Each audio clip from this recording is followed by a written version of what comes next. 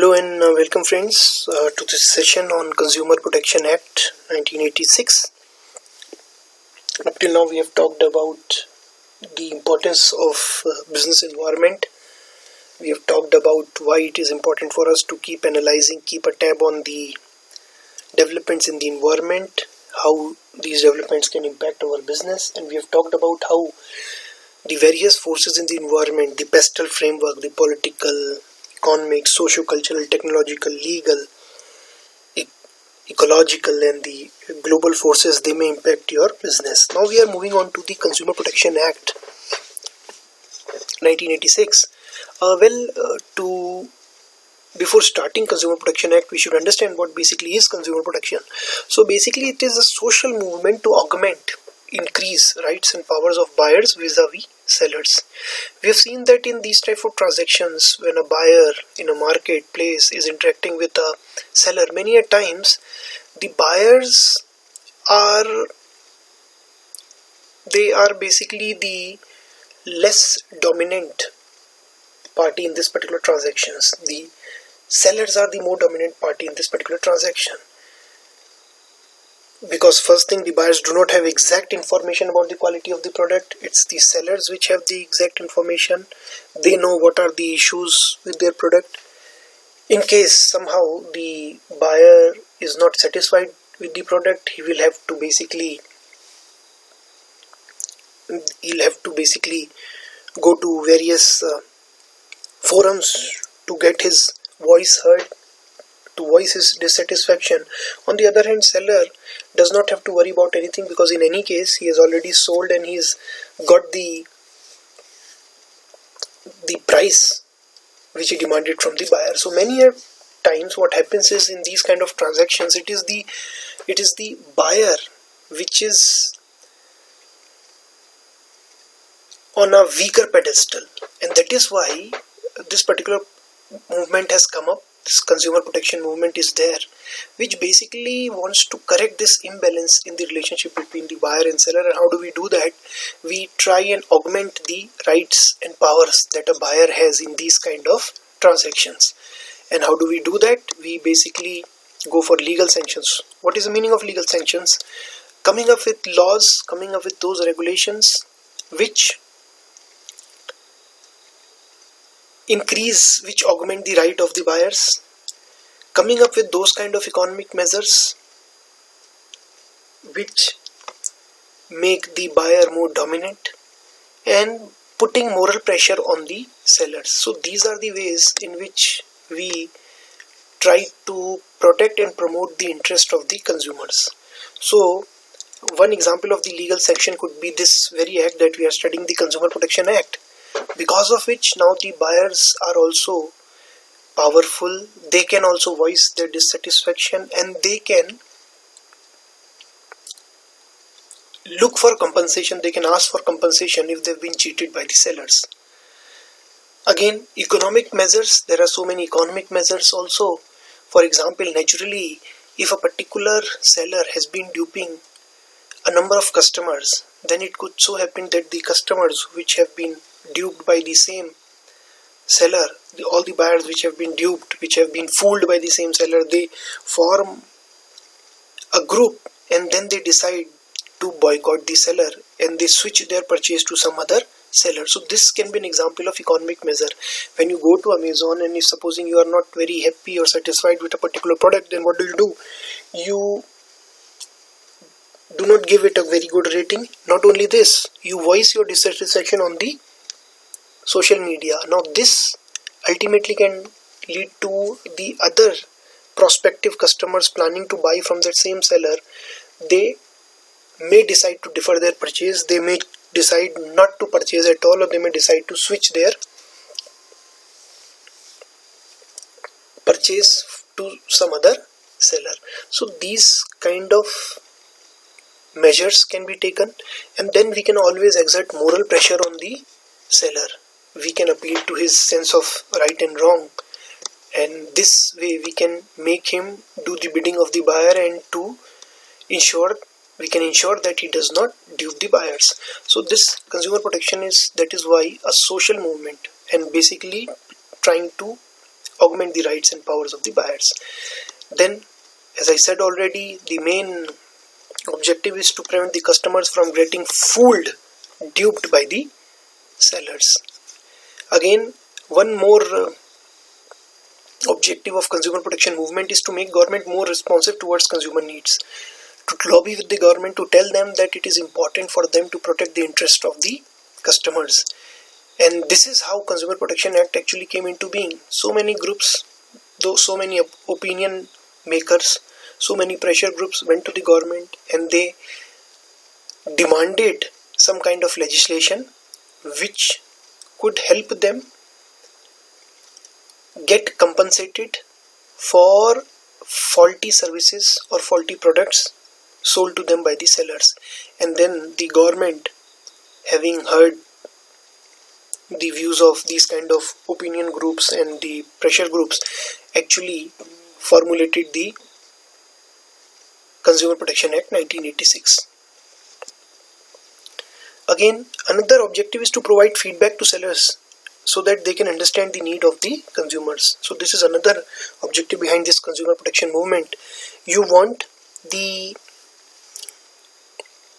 sellers to understand what the needs of the customers are so that they can bring those products in the market which are attuned to the requirements of the buyers, of the customers. So this is another objective behind this particular movement.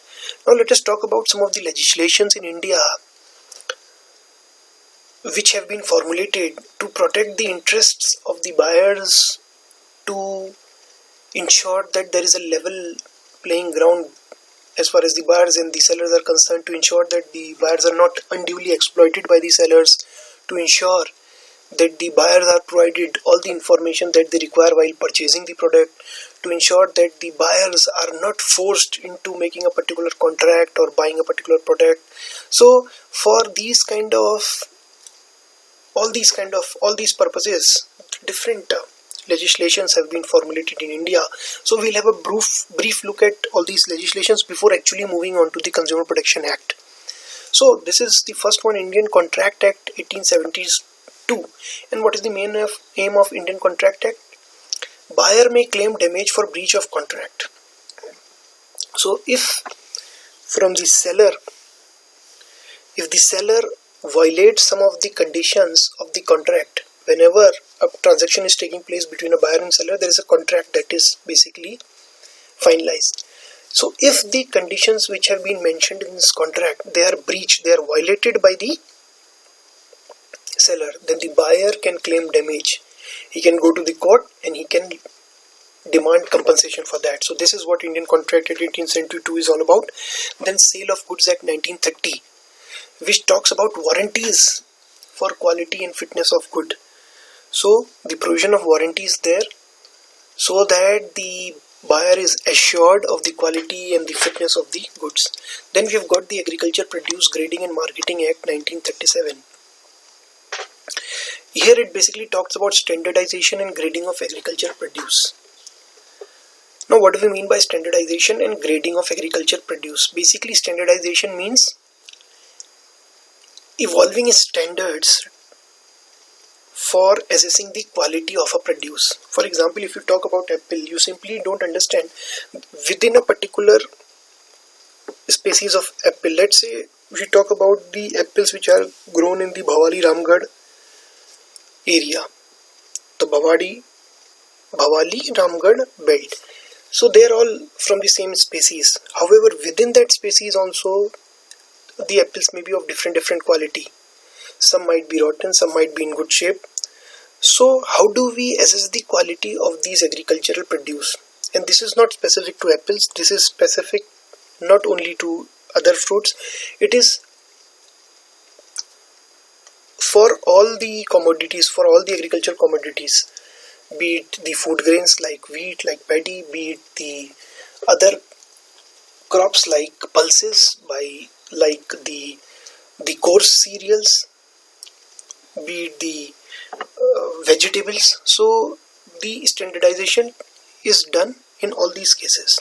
And how do we do standardization? For example, if I want to come up with standards, generally 2 to 3 standards are there.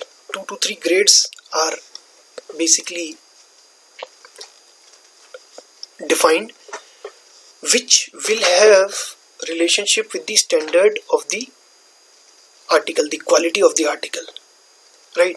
So for example, I can define 2 to 3 different grades for apples depending on the size of the apple, depending on the acid content in the apple, depending on the water content in the apple, depending on the color of the apple. So this way I'll have 2 to 3 different grades. So coming up with 2 to 3 different grades, this is basically standardization.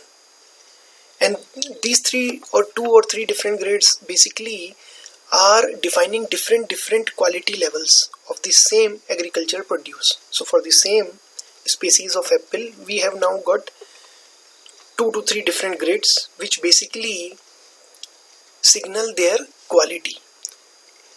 So once this has been done, now I can understand the one which belongs to the best grade is the best quality produce, and naturally I will be able to charge more for it from the customers, and the customers will have to pay more because that is a better quality product.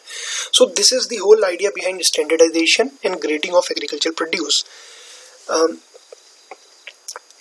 In 1937, after this particular legislation came up, Agmark standards also evolved through this particular legislation, which basically differentiate between the quality and prescribe 2 to 3 grades for commodity. Just like I told earlier, basically Agmark is basically some kind of a standard, and it is basically differentiating between the quality of produce, and there are 2 to 3 grades, which means there are 2 to 3 different qualities that can be based on which we can segregate the same species of apple into different lots. So 2 to 3 different quality levels are there. The quality levels are basically known as the grades.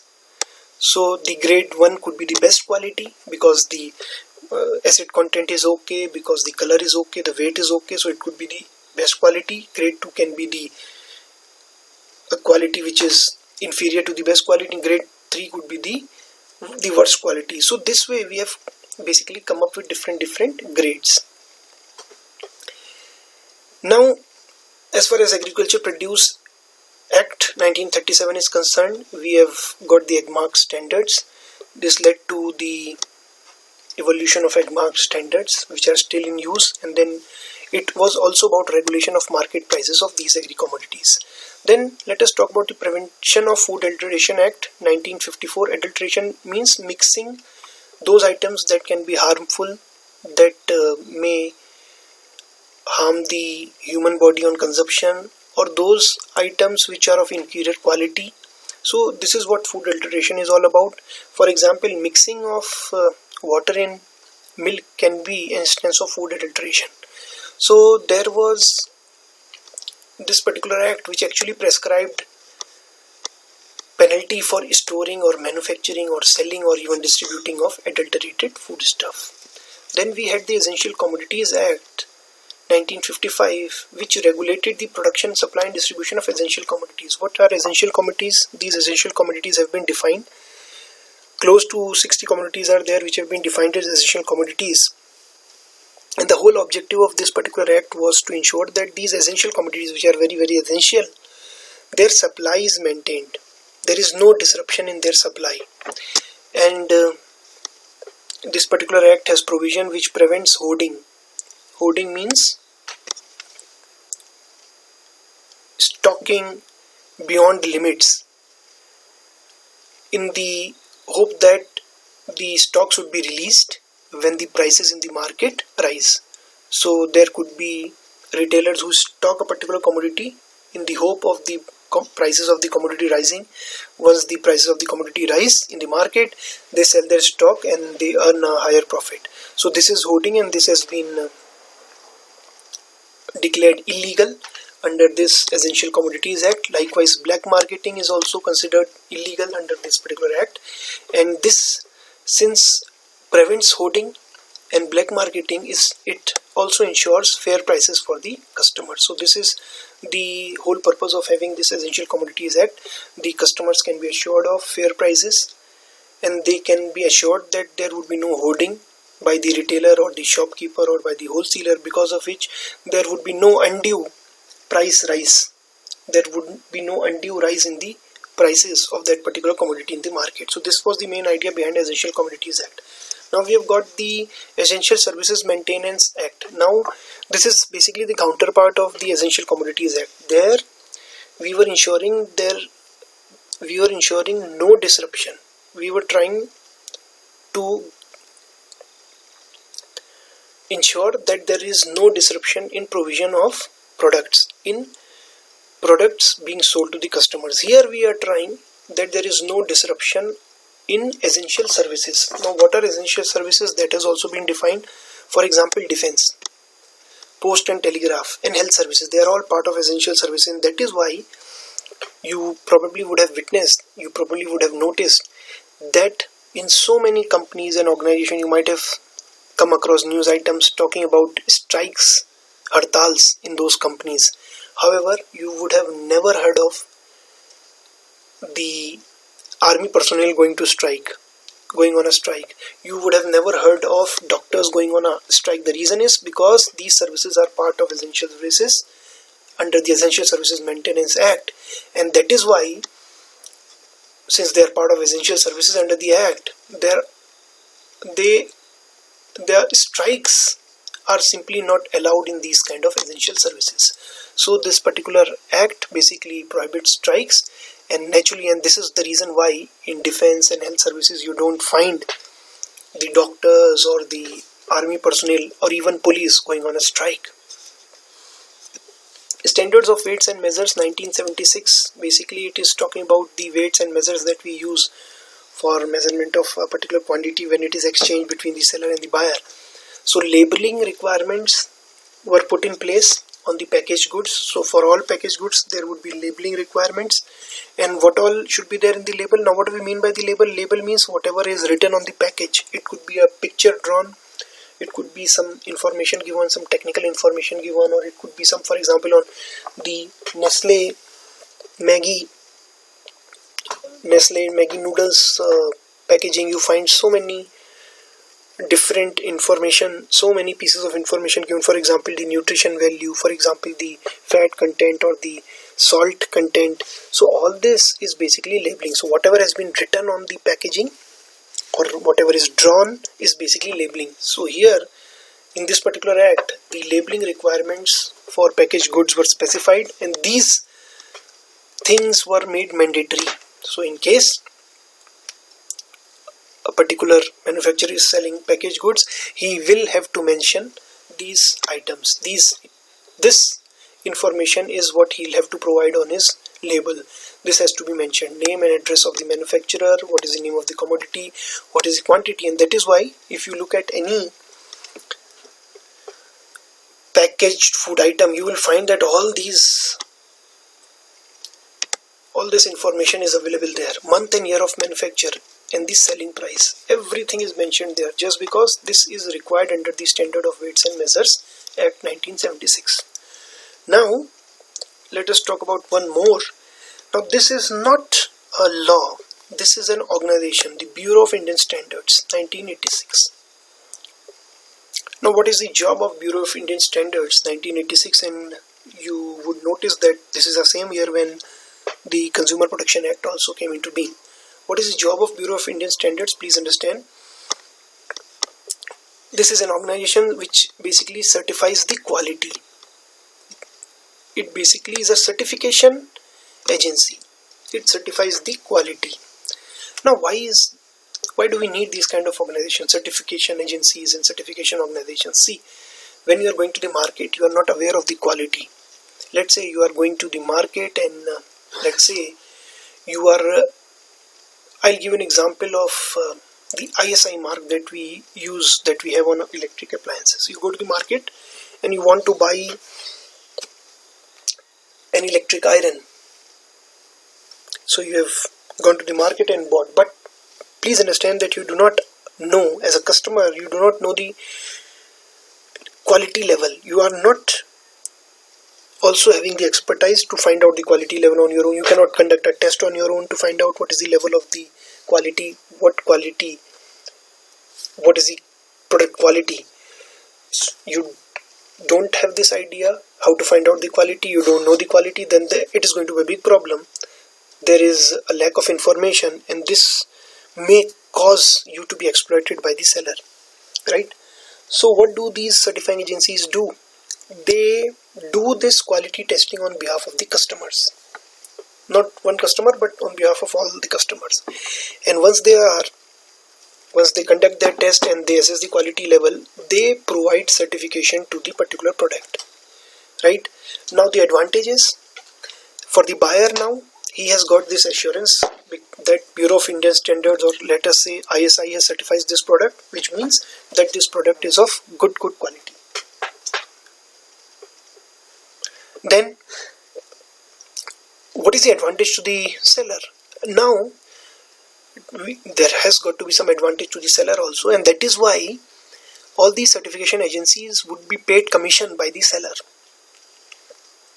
So if I'm a seller, I would want to get my products certified.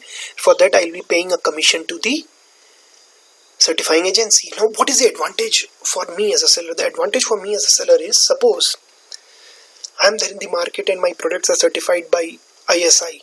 I'm just giving an example.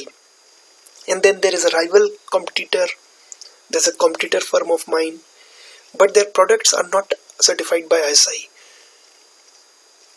Whose products are likelier to be purchased by the customers, are more likely to be purchased by the customers? Mine, because my products are certified and the customer now has this assurance that this product is a certified product and he can buy my product without much inhibition. He's not that worried about buying my products because he knows that ISI has certified my products. Naturally, if I have certification from Indian Standard Institutes or ISI, then naturally I would be able to convince my customer about the product quality and I would be able to sell more. So if as a seller I get my product certified, it is going to only increase my sales and increase my sales revenue. So this is how all the entities which are involved in this kind of arrangements, be it the seller, be it the buyer, and be it the certifying agency, they are all basically in a mutually beneficial relationship and they all are able to get their purpose solved, right? So BIS is such an agency which is basically set up to certify quality, and it provides standardization services. What do we mean by standardization services? Just now we have discussed a little while ago what standardization services are. Standardization services means developing standards. I gave you an example of Apple. For example, we have developed standards. Let's say that if the acid content is, let's say the pH level is 8. I'm just giving a crude example. This is the best quality and this will be assigned grade 1. If the pH level is, let's say, 6, a little inferior in terms of quality, and so we'll assign the grade 2. And if the acid content or the pH is much less than that, then it would be grade 3. So this way these standardization agencies develop standards, and then what do? Then for every single apple we will use these standards to grade it, whether it belongs to the best quality grade 1, it belongs to the mediocre quality grade 2, or it belongs to the worst quality grade 3. Naturally, once we have done this grading, then since the grading has been done and now the customer is aware whether the product, the apple that he is going to buy is grade 1, grade 2, grade 3, he can accordingly pay. And this for the seller also, he can charge more for grade 1, the best quality apples, and naturally for the relatively mediocre quality apples he will have to charge less. So this is what basically is standardization services, and this is what standardization and grading is all about.